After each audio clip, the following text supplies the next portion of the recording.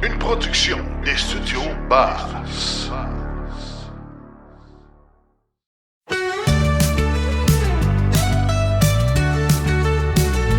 Notre histoire nous sera racontée dans ce passé décomposé.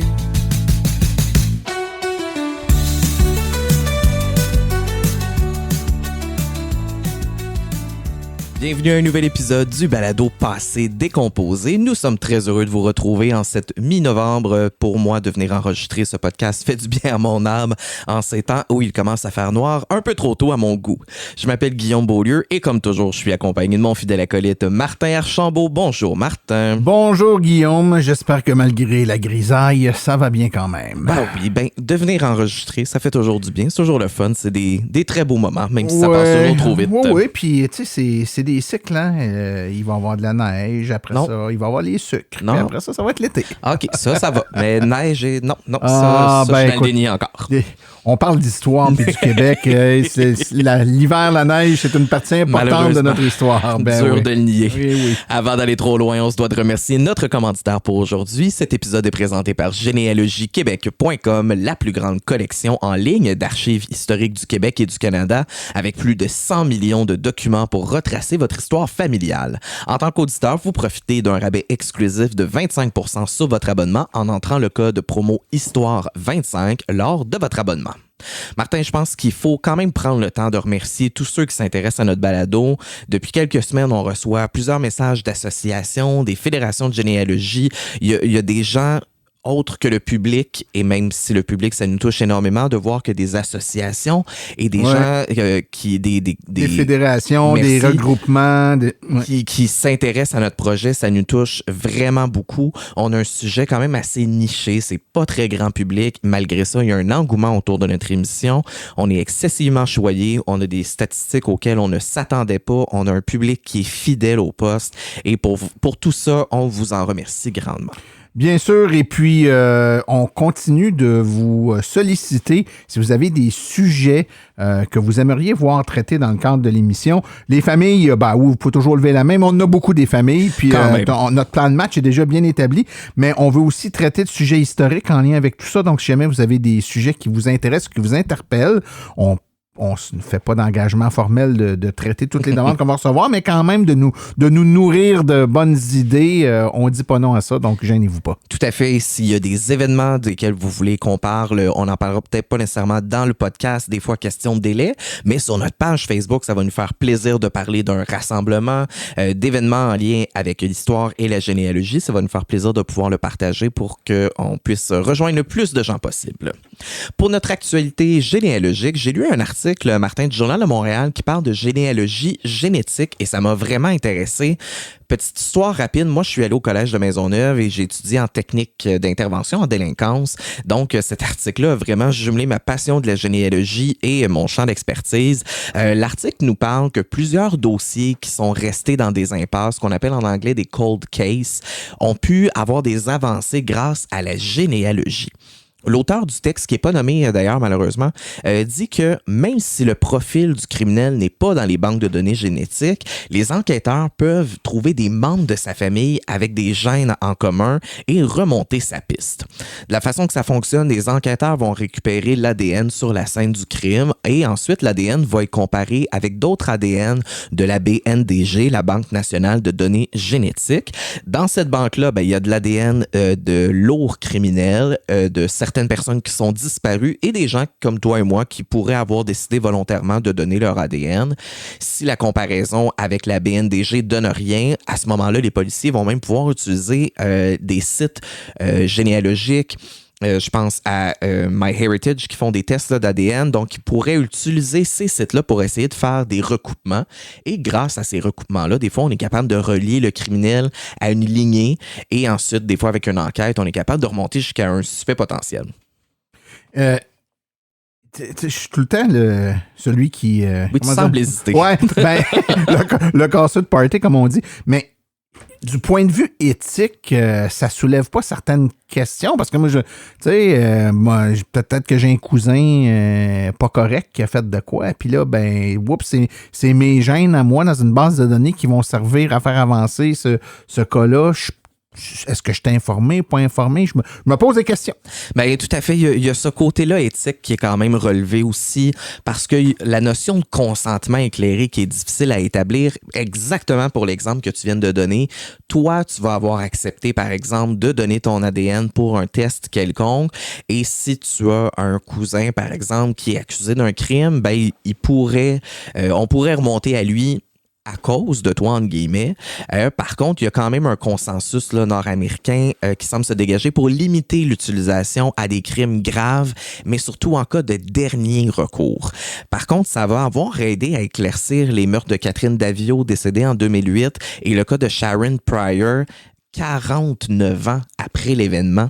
Donc, 49 ans après son décès, on a pu, grâce à la généalogie génétique, retrouver le coupable du meurtre. Donc, ça a quand même certains aspects positifs, même si, effectivement, au niveau du consentement, il y a certains dilemmes éthiques. Oui, tout à fait. Je te laisse avec la capsule du mot du jour, Martin.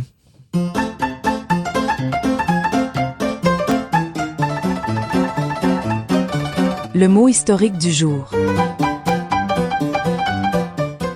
Le mot sacristie désigne la petite pièce attenante à l'église où l'on garde les objets sacrés et où les prêtres s'habillent pour la messe.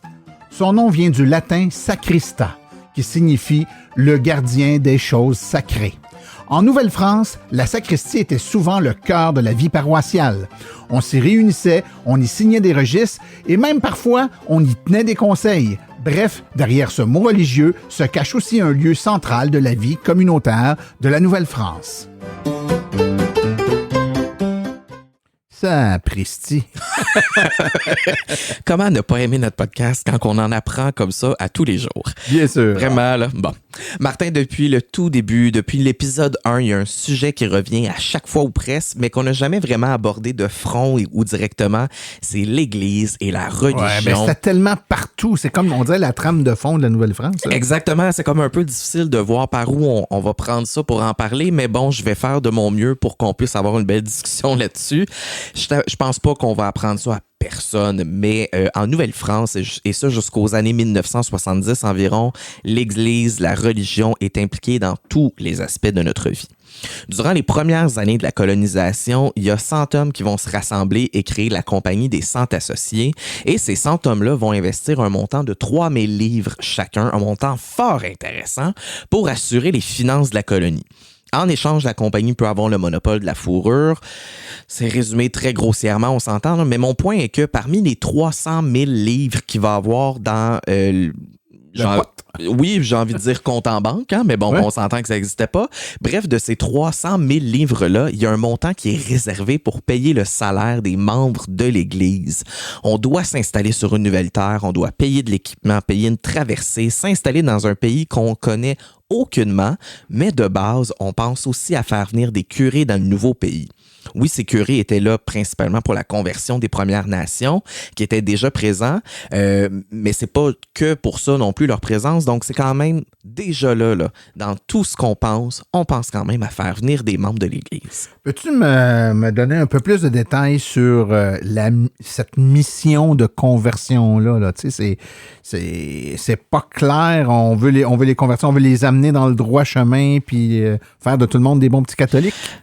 Oui, c'est triste, mais c'est malheureusement ça. Puis bon, pour des raisons très évidentes, je pense qu'il y a plusieurs Autochtones à qui ça ne tentait pas. Dès les toutes premières années de la Nouvelle-France, il y a 4 récollets qui sont recrutés à Paris par Samuel de Champlain et qui vont débarquer à Québec en 1615. Des récollets, là, c'est une branche de la famille des franciscains. Un peu difficile à différencier les nombreux titres, je l'avoue, mais ce qu'il faut retenir, c'est que ce sont des membres de l'Église. C'est le plus important.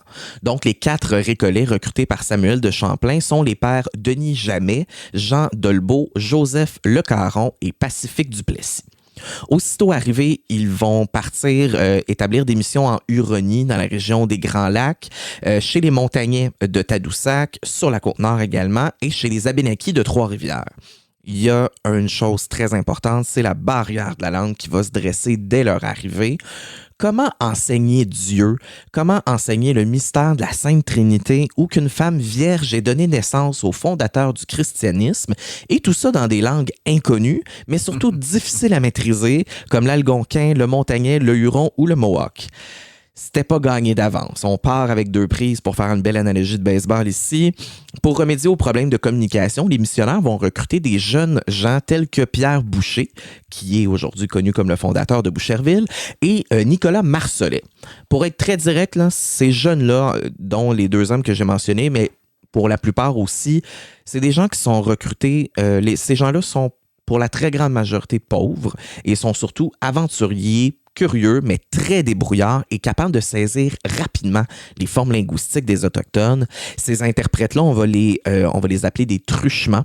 Ils vont être soutenus financièrement par les missionnaires qui vont leur procurer aussi une éducation qu'ils n'auraient pas pu obtenir autrement, justement parce que c'était des gens qui venaient de milieux très défavorisés. S'ils sortent vivants de leur dangereuse mission, après quelques années de service chez les missionnaires, leur ascension sociale va devenir possible. Pierre Boucher, donc, comme je disais, par exemple, qui va devenir gouverneur de Trois-Rivières, va éventuellement fonder Boucherville. Pierre Marcelet, quant à lui, va être nommé même seigneur. Une fois que les religions ont réussi à établir, disons, un minimum de communication avec les Premières Nations, c'était quoi la suite? Ben, malgré les moyens financiers quand même assez limités, les effectifs réduits aussi, les récollets accomplissent quand même des grandes choses.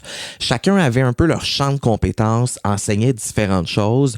Le père Caron écrit, lui, en 1618, « J'ai montré l'alphabet à quelques-uns qui commencent à bien lire et à écrire. C'est ainsi que je me suis occupé à tenir école ouverte dans notre maison de Tadoussac. » Donc, le père Le Caron, c'était, selon les écrits, un des recollets les plus remarquables par sa culture, mais aussi par son zèle apostolique.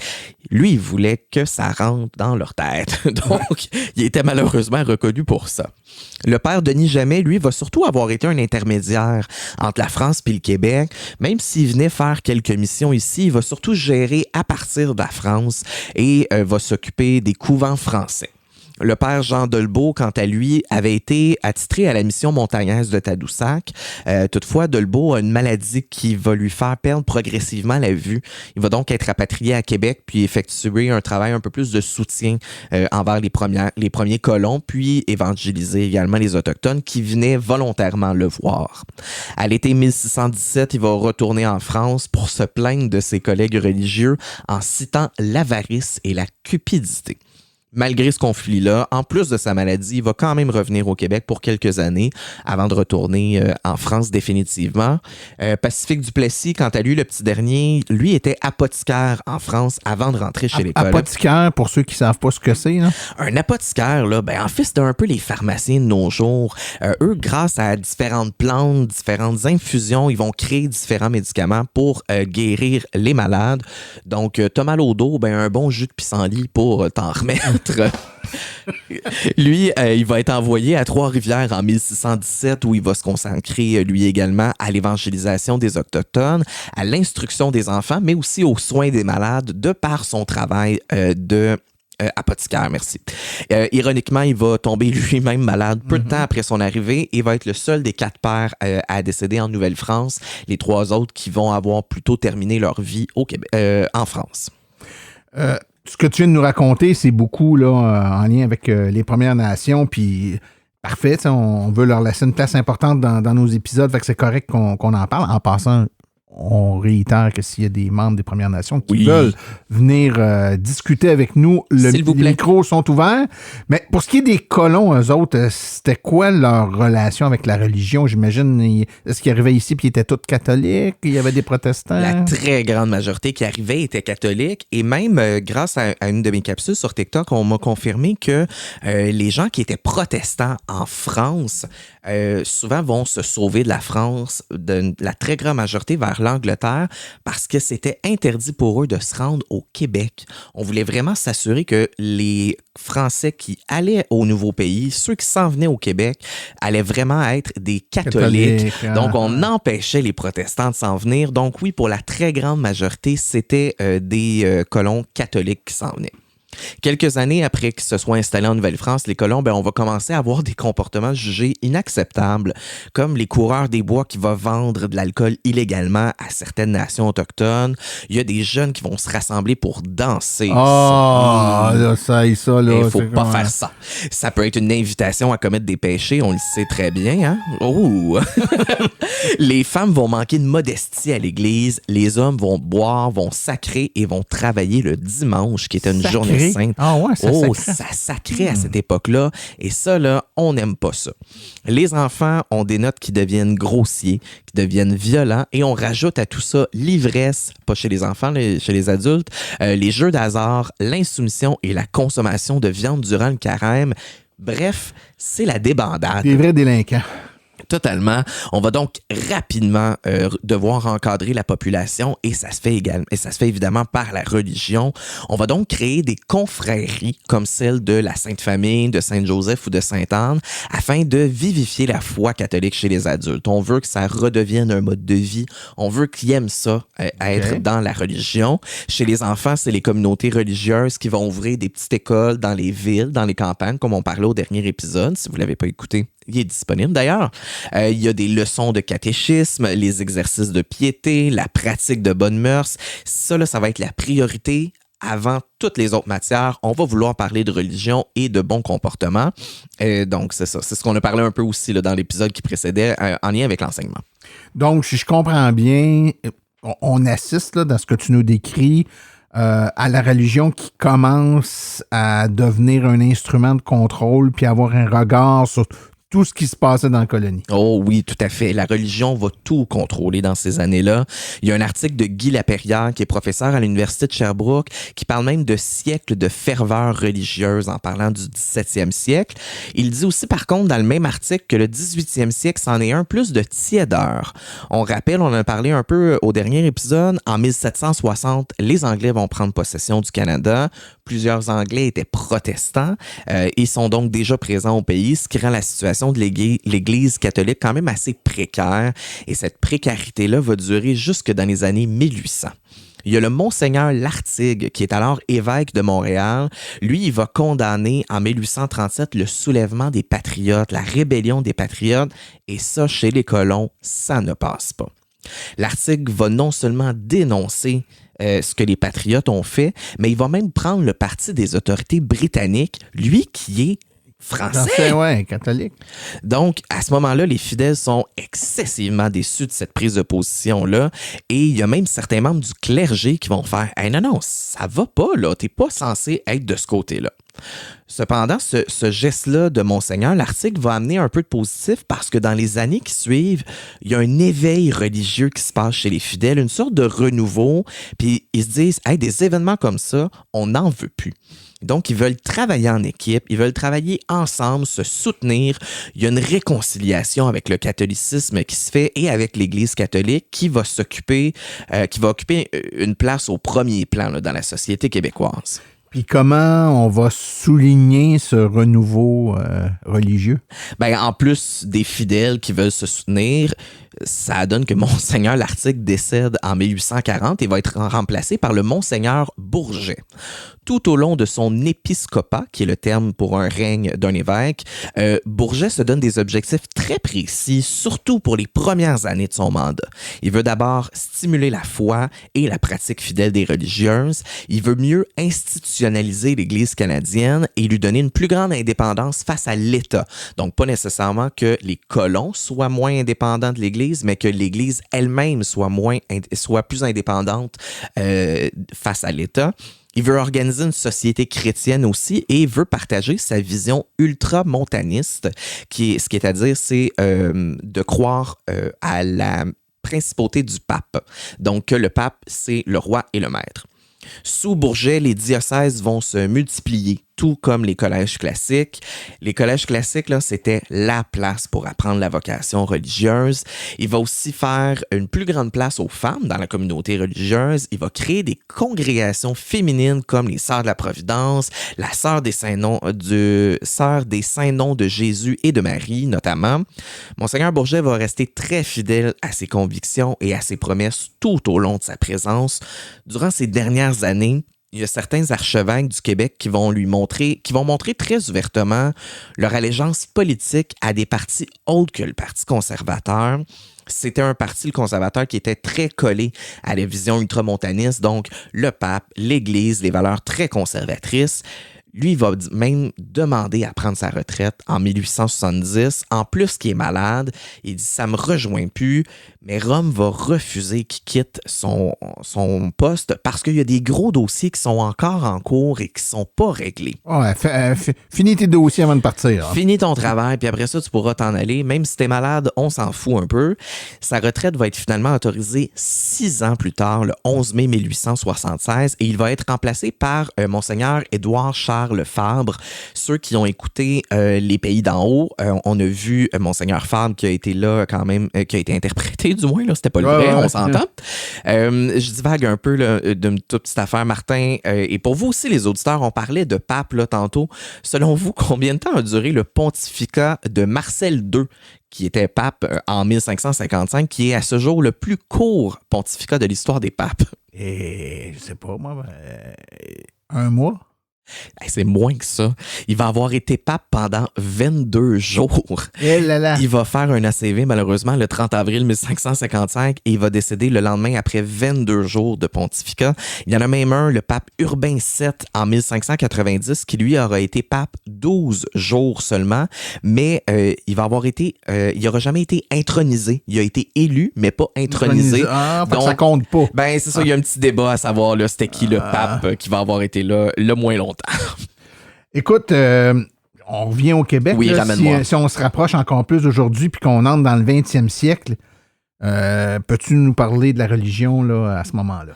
On est au début des années 1900, la religion est à son apogée. Les œuvres et associations religieuses se multiplient, ça encadre encore plus la population. Le signe de la croix est omniprésent. Il y a des croix monumentales, le croix de chemin marque le paysage. Il y a 3 lieux de pèlerinage même qui vont prendre un essor considérable, soit celui de Sainte-Anne-de-Beaupré, celui de l'Oratoire Saint-Joseph au Mont-Royal et celui de Notre-Dame-du-Cap près de Trois-Rivières. Je salue ma famille Beaulieu là-bas. Et celui de l'Oratoire Saint-Joseph qui va être fondé en 1904 par le frère André d'ailleurs. La religion fait partie intégrante de la vie quotidienne. Tous les enfants apprennent le catéchisme, ils font tous leur première communion, les mariages, les funérailles, ça a tous lieu à l'église, et ce, sans oublier les baptêmes, évidemment. La crainte de l'enfer et des péchés mortels rivalisent avec la vie chrétienne fondée sur la fréquentation des sacrements, notamment la communion fréquente. Donc, on fait peur aux gens. On leur dit, si vous n'allez pas à l'église, c'est l'enfer qui vous attend. On pourra pas, vous serez pas accueillis au paradis si vous vous communiez pas, si vous vous confessez pas assez. Je parle de baptême, puis ça me fait penser là, qu'on va voir de plus en plus lors des baptêmes la mention « baptisé sous condition ». Toi et moi, Martin, on a fait énormément de généalogie avec les actes. Si vous, à la maison aussi, vous l'avez vu, vous en faites avec des actes, vous avez sûrement vu cette mention-là. On mentionne sous condition, notamment quand un enfant est en danger de mort ou est mort-né. Le sous-condition signifiait à condition d'avoir vu un tressaillement, un mouvement, un souffle, bref, quelque chose qui a indiqué que cet enfant-là aura vécu. Et ça aussi, c'est important que cet enfant-là soit baptisé parce que ça va jouer sur la sépulture, donc l'enterrement de l'enfant.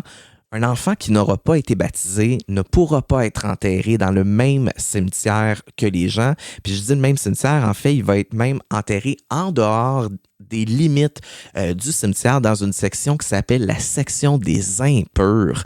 Donc déjà qu'une femme va avoir porté un enfant durant 9 mois, va passer au travers un accouchement à froid, on se le rappelle, pour accoucher d'un enfant décédé, elle va devoir en plus enterrer son enfant à l'extérieur des limites du cimetière parce que il n'était pas vivant au moment de sa naissance. Ouf. C'est vraiment triste comme situation, mais c'est là qu'on voit à quel point la religion était plus importante que tout le reste à ce moment-là. Les prêtres des villes et des villages vont aussi beaucoup se mêler des familles. On va inciter les familles à avoir des grandes familles, quitte à aller faire de la pression. Des familles avec 2-3 enfants, c'est pas assez. Le prêtre va aller voir la femme en lui disant savez, Madame Tremblay, c'est pas assez d'enfants, là. Ça va nous prendre plus de petits chrétiens, là. Fait qu'il faut se forcer. C'est pas rare aussi de voir dans certaines familles, je vous dirais, là, des années 30, 40, 50, quand vous voyez là, qu'il y a un gap, des fois, de 7, 8, 10 ans entre deux enfants. Je dis pas que c'est tout le temps ça, mais il se peut que ça soit le prêtre ou du moins un religieux qui a été faire de la pression pour que la famille ait d'autres enfants. Ouais. Si on se rapproche encore plus dans le temps, entre 1950 et 1967, c'est le cardinal Paul-Émile Léger, qui est alors archevêque de Montréal. Lui, il va réciter chaque soir le chapelet à la radio. Directement de l'archevêché de Montréal, CKAC présente l'émission Le Chapelet en famille. Un quart d'heure de recueillement et de prière pour l'obtention d'une paix durable dans le monde.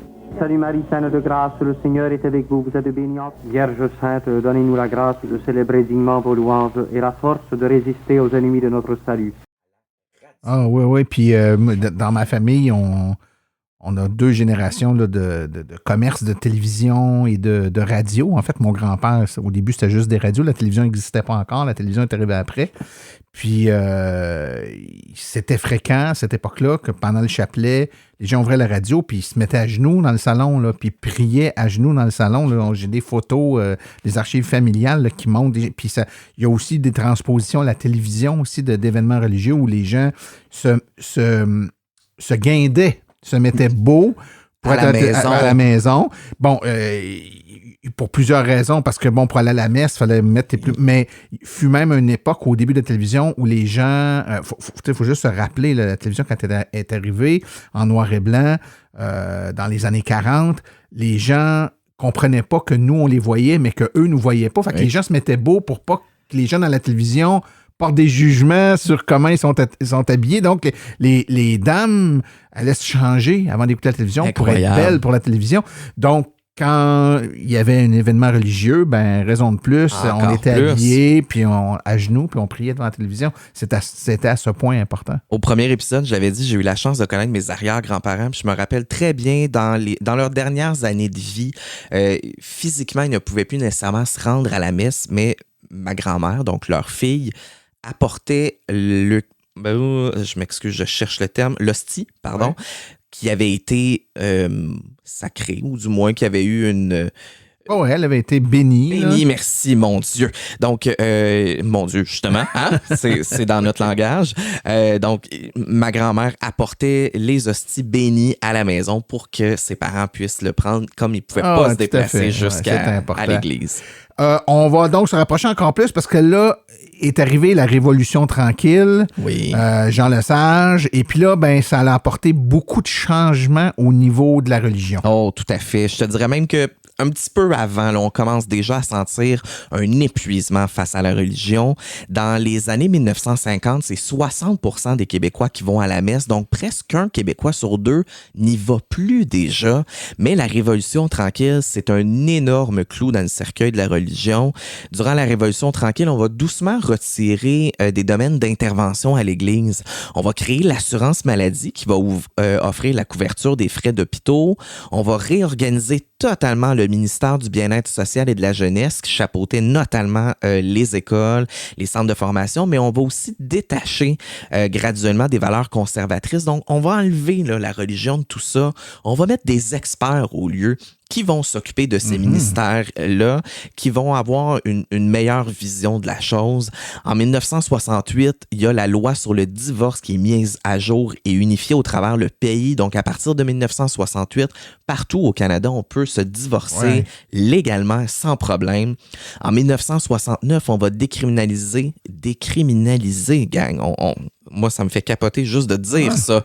La prescription de moyens de contraception donnant accès à une sexualité plus libre et à un contrôle des naissances surtout. On peut et on veut avoir de la sexualité sans avoir des enfants nécessairement. Tout au long que je faisais mes recherches pour cet épisode-là, tout le long de la Révolution tranquille, là, je n'avais en tête que la chanson « C'est le début d'un temps nouveau » de Feu René Claude. C'était exactement ça. C'est un temps nouveau, la Révolution tranquille. Et depuis la Révolution tranquille, notre société est en constante évolution. à un point où je pourrais faire un segment juste sur les 50 dernières années là, en lien avec la religion. Mais bon, je vais m'abstenir et dire que bon, je pense que vous connaissez quand même assez bien les 50 dernières années. Oui, tout à fait. Écoute, on est un podcast plein d'inclusion. Toujours.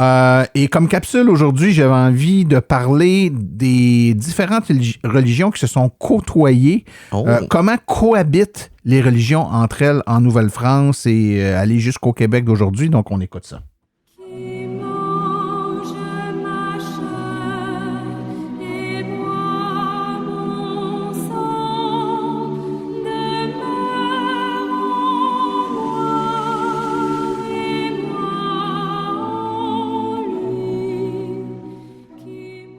Quand on pense à la Nouvelle-France, une chose est sûre, on n'était pas dans une colonie très ouverte d'esprit. Disons que si tu voulais t'installer ici au 17e siècle, il fallait apporter 2 choses. Une bonne paire de bottes et ton certificat de baptême catholique. Si vous ne mangez pas la chair du Fils de l'homme, vous n'aurez... En 1627, la Compagnie des Cent Associés, chargée de peupler la colonie, avait mis la règle bien claire. Catholiques seulement.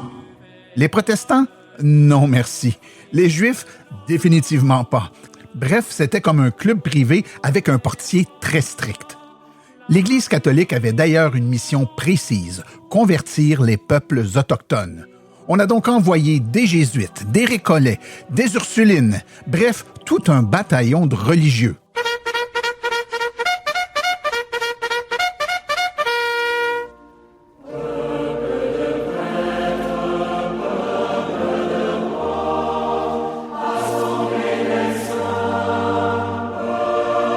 Eux, c'était un peu les grands colonisateurs de l'âme.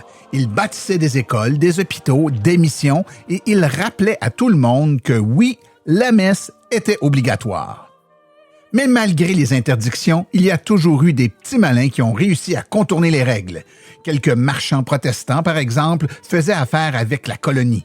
Disons qu'on les tolérait tant qu'ils ne faisaient pas trop de bruit avec leurs prières différentes. Il y avait aussi la rencontre avec les Premières Nations. Les missionnaires voulaient convertir, c'est vrai, mais dans les faits, les peuples autochtones mélangeaient souvent les traditions catholiques avec leurs propres croyances. Résultat, une sorte de spiritualité hybride, un peu comme un menu fusion, moitié européen, moitié autochtone. Et puis, en 1760, changement de décor. Les Britanniques, protestants, débarquent avec leur redingote rouge. Les catholiques deviennent soudainement minoritaires dans l'Empire britannique. Mais coup de théâtre, en 1774, l'Acte de Québec leur garantit la liberté de pratiquer leur religion. Pas par pure bonté, soyons honnêtes, mais parce que les Anglais voulaient éviter une rébellion. Comme quoi, parfois, la politique peut être plus tolérante que la foi.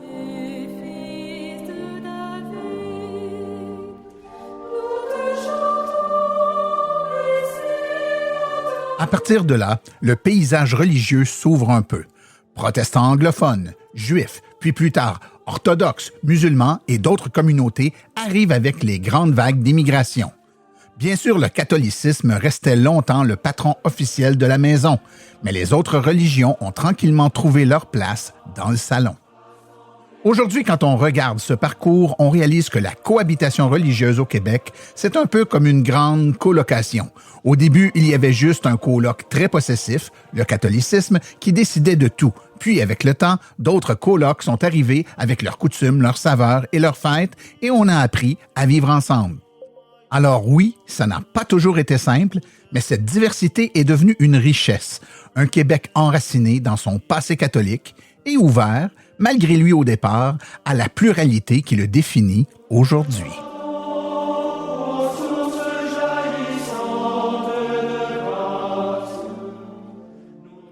C'est pas toujours aussi facile, hein? C'est comme ça que ça s'est fait, mais on sent parfois, peut-être dans les 10, 15, 20 dernières années, qu'on recule sur certaines affaires, en tout cas, entre autres dans la capacité à cohabiter. Mais bon, des fois, des colocs, c'est pas toujours commode, mais des fois, celui qui était là en premier, il est un peu difficile aussi, puis il tient à ses affaires. Oui, c'est ça. Il n'y a jamais personne de parfait. Hein. Il y a toujours deux côtés de médaille dans une situation, mais en cohabitation, c'est le bon c'est mot. bien dit. Écoute, avant qu'on aille plus loin, juste te dire, je te fais un rappel, un flashback. Il y a quelques épisodes où tu as parlé, en fait, d'intelligence artificielle. Oui. Et puis, je veux juste t'amener à écouter quelque chose un peu. Je vais interroger de l'intelligence artificielle. Je vais lui poser quelques questions. J'aimerais que tu écoutes ce Avec qui va se plaisir. passer. Bon, je paye sur mes boutons. Est-ce que tu peux me parler d'un nouveau podcast animé par Guillaume Beaulieu et Martin Archambault? Donne-moi des détails sur ce podcast. Bien sûr, le podcast animé par Guillaume Beaulieu et toi s'intéresse à des sujets variés et passionnants en mettant l'accent sur l'histoire, la culture et les anecdotes intéressantes. Si tu veux plus de détails spécifiques sur les thèmes ou le format, n'hésite pas à le dire. Ben oui, justement, donne-moi donc un peu plus de détails, s'il te plaît. Avec plaisir. Donc, ce podcast va être animé par vous deux et il va couvrir une variété de sujets, notamment l'histoire du Québec, des personnages marquants, des faits insolites et des thématiques qui touchent à la culture et à la généalogie. Le format sera assez dynamique avec des entrevues, des anecdotes et des segments un peu plus légers pour garder une belle variété. Si tu as des préférences ou des idées, je suis là pour les intégrer. J'aimerais que tu me dises quel est le sujet de l'épisode d'aujourd'hui. Le sujet de l'épisode d'aujourd'hui porte sur l'importance de la religion et sur l'ancêtre de tous les Simard, Noël Simard. Donc, on va plonger dans ces deux thématiques fascinantes. Merci beaucoup. L'intelligence artificielle nous connaît. C'est quand même extraordinaire, hein? C'est quand même extraordinaire. Extraordinaire ou épeurant, je sais pas encore. On le sait pas, mais c'est un des deux. Bon, ben, on introduit qu'on parle des cimards. Exactement. Ce que j'allais te demander, moi, en fait, c'était si je te demande, les puddings Laura Socor font chanter qui? Qu'est-ce qui fait donc chanter la petite cimard de la petite pudding Laura Socor? Qu'est-ce qui nous fait crier, j'en veux encore, que la petite pudding Laura Socor? On tire la bobinette. Les petits cimards. Qu'est-ce qui fait donc chanter les petits cimards? Et oui, effectivement, les petits cimards, comme tous les cimards du Québec, descendent d'un seul et unique ancêtre, soit Noël Simard, dit Lombrette. Lombrette. Ah oui, je vais t'en parler. Ça sonne position sexuelle, ça. Oh non, ne t'en fais pas.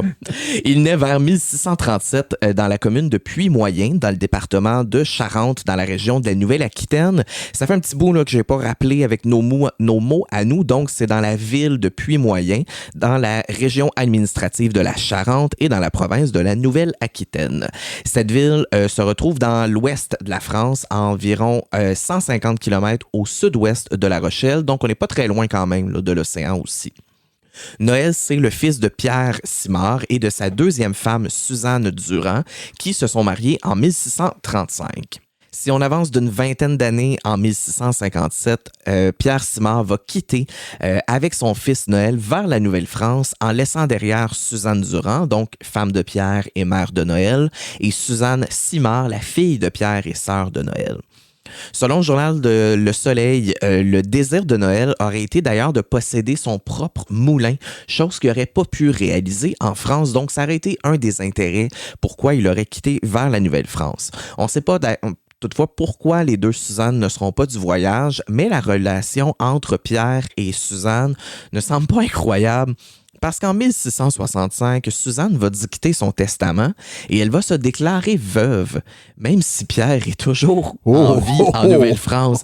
Et attends, là, c'est pas une histoire de « Ah, est-ce qu'il serait mort dans les mêmes années? Peut-être qu'on... » Non, parce que Pierre est sur le recensement de 1681, donc 16 ans après le testament de Suzanne. Il était bel et bien en vie. Là. Elle était du genre à dire « Pour moi, il est mort. » Ben, pour vrai, je me suis même demandé s'il n'y avait pas un certain avantage pour elle de se déclarer veuve. Je sais que de nos jours, il existe la pension des survivants pour les veufs ou les veuves. Le droit à se remarier? Possiblement, exactement. Donc, je me demande à quel point là, il n'y avait peut-être pas un équivalent soit de pension ou justement des avantages de pouvoir déclarer son premier mari décédé. On ne le saura jamais vraiment, malheureusement. Là, tu me demandais, le surnom Lombrette, non, heureusement, ce n'est pas une position sexuelle. Le surnom Lombrette, selon plusieurs généalogistes, était donné à l'ancêtre dû au fait qu'il n'était pas très grand et que par terre, il ne faisait pas une ombre, mais plutôt une ombrette. Oh là là! Mais ni toi ni moi sommes très grands, donc on ne rira pas de ça. Non, c'est ça. Nous, l'ombre n'est pas longue, mais elle est large. À leur arrivée au Québec le 21 juin 1657, Pierre et Noël vont s'installer sur la côte de Beaupré, près de Québec. On le disait dans le dernier épisode, là, c'est une des places où est-ce qu'on arrive le plus souvent. À leur arrivée, on voit grâce à un contrat de travail que Pierre Simard va déjà travailler comme maçon pour Étienne Lessard. Et durant ces mêmes années, on en a déjà parlé notamment dans l'épisode sur la famille Côté, les relations avec les Iroquois sont pas toujours évidentes. Donc, en plus de son travail pour les Lessard, Pierre va aider à la construction de redoutes sur la côte pour protéger des possibles attaques des Iroquois. Des redoutes, c'est ce qu'on appelle aussi des fortifications. Ça va prendre seulement 4 ans après leur arrivée avant que Noël se marie. Il va prendre pour épouse Madeleine Racine, qui est née à Québec le 25 juillet 1646. Madeleine, c'est la fille d'Étienne Racine et Marguerite Martin. Étienne est d'ailleurs l'ancêtre unique des familles Racine. Il est né à Fumichon, en France, et il va notamment avoir travaillé à la construction du fort de Sainte-Marie du pays des Hurons, dont on a parlé dans l'épisode 3. Marguerite, quant à elle, c'est la fille d'Abraham Martin. Le nom vous dit peut-être rien, mais Abraham avait une très grande terre dans le coin de Québec. À tous les jours, Abraham quittait sa terre, traversait une grande plaine pour se rendre jusqu'au fleuve avec ses animaux pour les abreuver et prendre un peu d'eau pour lui également. Ce chemin-là était tellement reconnu par tous les habitants des environs comme étant le chemin d'Abraham. C'est par cette place-là qu'il passait. Et même si la terre ne lui appartenait pas officiellement, tout le monde savait qu'il passait par là. Il a fallu éventuellement nommer ce bout de terre-là, cette plaine-là, et on a voulu conserver la mémoire d'Abraham Martin. Et c'est donc devenu... Les plaines d'Abraham. Les plaines d'Abraham. OK.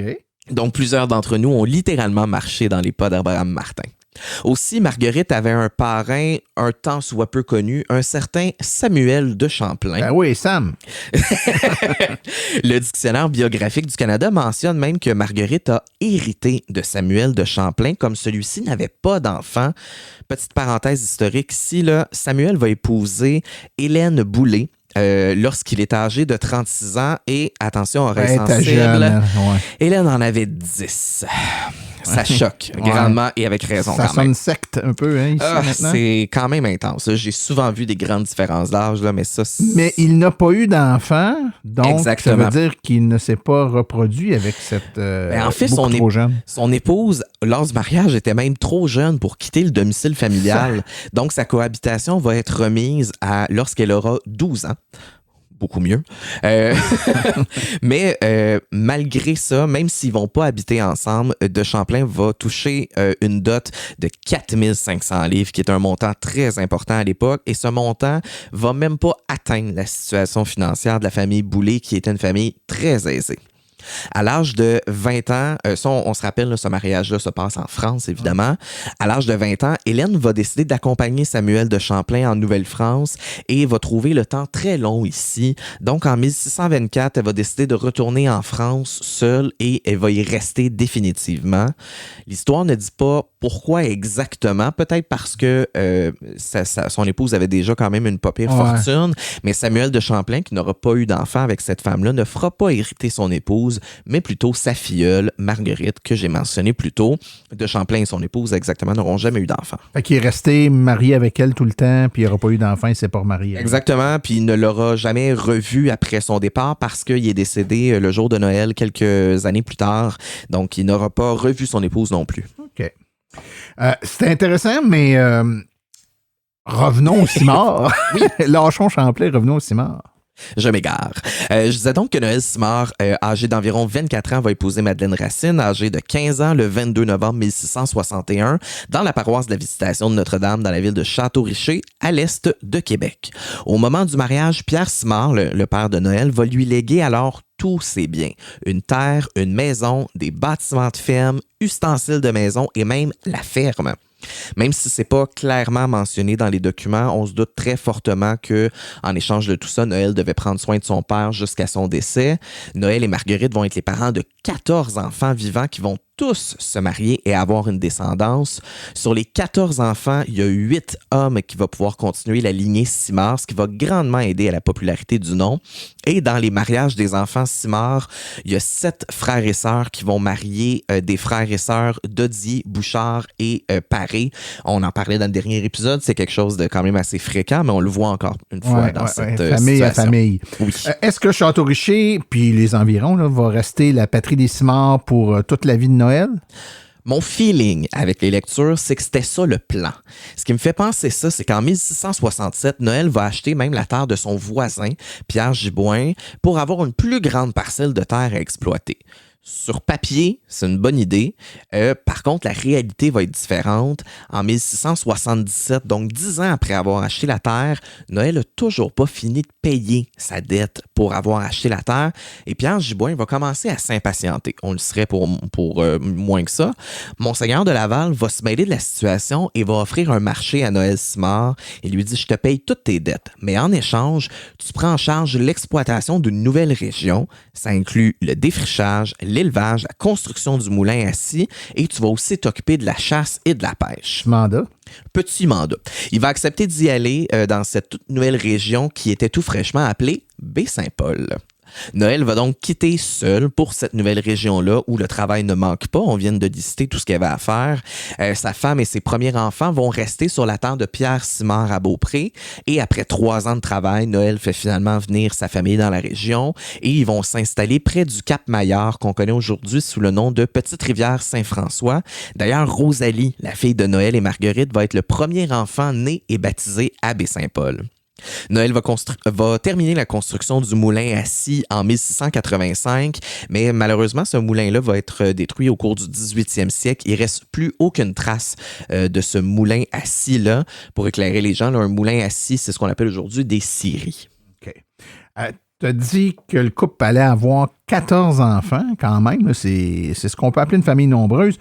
Ça va forcément se répercuter là, sur les générations qui suivent. Donc, les Simard devraient s'étendre assez rapidement. En effet, puis selon toi, Martin, et vous aussi, cher auditeur, Noël et son épouse seront les grands-parents de combien d'enfants selon vous? D'enfants ou de petits-enfants? De petits-enfants, pardon. Grands-parents, oui. Ouais. Ben, grands-parents, je sais pas, 50? Avec 14 enfants, ils vont être grands-parents de 130 petits-enfants qui vont naître. C'est une moyenne de 9 enfants par couple. Si on se concentre seulement sur les garçons, donc ceux qui pouvaient assurer la pérennité du nom, c'est quand même 77 petits-enfants. Donc quand même, on peut se douter que ça se répand. The Simard are in the house. Comment vont se passer les dernières années de notre vedette du jour? C'est la fin de sa vie. Ça va malheureusement pas très bien se terminer pour Noël, qui va mourir à environ 78 ans le 24 juillet 1715 d'une épidémie qui va avoir frappé la région. Ceux qui ont fait un peu de généalogie de cette région-là, là, on va le voir, juin, juillet, août 1715, c'est horrible. C'était pas une bonne période pour vivre à Baie-Saint-Paul. Il y a eu énormément de décès. Puis pas, tu dis Baie-Saint-Paul, mais même les villes avoisinantes vont avoir été frappées. Le curé de Baie-Saint-Paul n'est même pas sur place lors du décès de Noël parce qu'il était à Tadoussac en train d'assister d'autres personnes qui sont malades. Mais dans les cas d'épidémie, on n'attend pas avant d'enterrer les personnes décédées parce qu'on veut éviter le plus de contagion possible. Donc, le curé va revenir à Baie-Saint-Paul et va procéder à l'enterrement de Noël. Marguerite, quant à elle, va lui survivre 11 années et va s'éteindre le 3 décembre 1726, toujours à Baie-Saint-Paul, à l'âge de 80 ans. Et de nos jours, mon cher Guillaume, qu'est-ce qui reste en mémoire de cette belle famille fondatrice du Québec? Je t'avoue avoir été déçu de voir qu'il n'existe aucun nom de rue du nom de Noël Simard ni de Marguerite Martin, qui ont été quand même les fondateurs de Baie-Saint-Paul. Il y a 3 rues Simard à Baie-Saint-Paul qui sont... en fait, il y a 3 rues du nom de Simard, oui, à Baie-Saint-Paul et aux alentours, mais qui ne sont pas nécessairement en l'honneur de Noël Simard, mais de d'autres Simard qui vont avoir fait des choses marquantes. Cela étant dit, il existe quand même un monument pour les 3 pionniers de la région, soit Pierre Tremblay, qu'on a parlé à l'épisode numéro 2, Pierre-Paul Gagnon et Noël Simard, justement. Donc, sur le le monument, on voit un couple avec un jeune enfant dans les bras qui représente Noël, son épouse et sa fille Madeleine. Et le texte « Noël Simard dit Lombrette travaille au défrichement des terres nouvelles de la région avec l'aide de son épouse Madeleine Racine. » J'ai dit Madeleine, c'était sa fille, pardon, erreur. Leur fille Rosalie est la première enfant née à Baie-Saint-Paul. De nos jours, le nom est au 19e rang des noms les plus communs du Québec et c'est 7 personnes sur 2000 environ qui portent le nom de Simard. Outre Noël, j'imagine qu'il y a eu d'autres Simard importants. Bien sûr, bon, il existe René et Nathalie Simard, on en a parlé au début, mais j'ai surtout envie de vous parler de ceux qu'on entend moins parler, mais que leur histoire n'est pas pour autant banale. Il va y avoir d'abord Mère Marie du Bon Conseil, qui est née sous le nom Françoise Simard. Cette religieuse-là va être la fondatrice, avec le Monseigneur Michel Thomas Labrec, de la congrégation des Sœurs de Notre-Dame du Bon Conseil de la ville de Chicoutimi. Mère Marie du Bon Conseil avait fait une première incursion dans la vie religieuse en 1874 à l'âge de 23 ans, mais après 2 ans, elle va faire des pneumonies à répétition qui vont causer des hémorragies dans ses poumons et il y a même un médecin qui va lui dire qu'elle ne verra pas la fleur des pois, donc une façon de se dire qu'elle ne se rendra pas jusqu'au printemps finalement. Eh bien, qu'à cela ne tienne, cette dame est décédée à l'âge de 86 ans le 11 mai 1937. Elle avait d'ailleurs déjà dit une fois ses 80 ans bien sonnés, « La fleur des pois, je l'ai vue bien des fois depuis ». Il y a aussi Louis-Joseph Alfred Simard qui est né le 28 mars 1837 à Sainte-Anne-des-Plaines, où j'habite d'ailleurs. Et c'est pas juste pour ça que j'ai envie de vous parler de lui quand même. Là. Ce Simard-là va faire ses études en médecine et en 1866, il va prendre la tête de la première chaire de recherche en pathologie générale, en physiologie et en ophtalmologie du Canada. Il va être même par le fait même le premier ophtalmologue de la ville de Québec.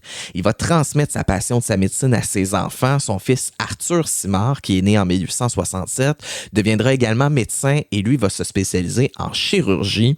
Il va être également professeur à l'Université Laval, où il va enseigner les cours d'hygiène, d'anatomie pratique et de médecine opératoire. En 1914, il va être nommé président du Collège des médecins et va devenir par le fait même le plus jeune à avoir ce titre-là à l'âge de 47 ans. Il y a un autre de ses fils, à Louis-Joseph Alfred, soit Henri Simard, qui lui va devenir physicien, alors que son autre fils, Cyril, va devenir sous-secrétaire de la province de Québec. Une belle grande famille quand même. Ouais. Et enfin, il y a Télésphore Simard, qui a un triste record, soit celui du 3e plus court mandat de maire de toute l'histoire de la ville de Québec. Télésphore est nommé maire le 6 décembre 1927 à la suite de la démission du maire Valmont-Martin. Valmont était très malade et il y a eu des mésententes avec les membres du conseil municipal. Il va donc décider de se retirer et c'est Télésphore Simard qui va devenir maire et il ne sera pas réélu à l'élection suivante qui avait lieu 86 jours plus tard. À titre de comparaison, le plus court mandat, là, ça a été celui de Georges Tanguay qui va avoir duré 48 jours. À sa défense, il est en intérim quand même, là. Mais celui en 2e position, c'était William Hossack qui a été nommé maire de la ville de Québec. Il va avoir été maire durant 56 jours seulement parce que dès le lendemain de l'élection, son élection va avoir été contestée parce qu'il n'habitait pas dans les limites de la ville, qui est une condition qui est encore active à ce jour, si je me rappelle bien. Et il va donc avoir finalement démissionné sous la pression populaire. Si ça vous intéresse, ce genre de record de longévité ou de brièveté, dites-nous-le, ça pourrait être le sujet d'un épisode. Personnellement, c'est des petites informations comme ça que je trouve quand même très rigolotes. Oui, c'est des anecdotes intéressantes, comme on dit. C'est déjà la fin, Martin. Oui, ici s'achève notre beau périple. Pour le prochain épisode, on va vous parler d'alimentation et d'agriculture, ainsi que des frères Gagné, qui sont l'ancêtre d'une grande majorité des familles Gagné du Québec. Hey, ça sonne gangster, les frères Gagné. Les frères Gagné. Payer ton... Oui, aux frères Gagné. Cet épisode fut présenté par généalogie-québec.com, la plus grande collection en ligne d'archives historiques du Québec et du Canada, avec plus de 100 millions de documents pour retracer votre histoire familiale. Et on vous rappelle que vous pouvez profiter du code promo Histoire25 lors de votre abonnement. On vous rappelle également que vous pouvez nous suivre sur notre site web passedécomposé-sans-accent.com, visiter notre page Facebook Passé décomposé, le podcast, et vous avez également tous nos épisodes sur la quasi-totalité fonctionnalités là, des plateformes connues de balado-diffusion. Donc, il n'y a pas de raison de ne pas pouvoir reprendre des épisodes que vous avez manqués et de nous écouter. Et parlez de nous aux gens. Souvent, vous allez voir les patronymes qui vont être traités. La famille, que ce soit Simard, là, la prochaine, c'est la famille Gagné. Vous connaissez des Gagnés. Quand vous allez voir notre publication qui parle de cet épisode-là des Gagnés, ben, en bon français, taguez les Gagnés que vous connaissez, de façon à faire connaître l'épisode et que les gens concernés, donc de cette famille-là, puissent savoir qu'on va parler de leur famille et ainsi nous écouter et en parler eux-mêmes aux membres de leur famille. C'est un petit geste pour vous, mais qui est immense pour nous, pour, encore une fois, en bon français, notre reach, pour notre accessibilité, notre attrait envers les gens. Excellent. Ben, mon cher Guillaume, on va te souhaiter un bon 2 semaines. On se revoit bientôt. À la prochaine. Merci. Ciao.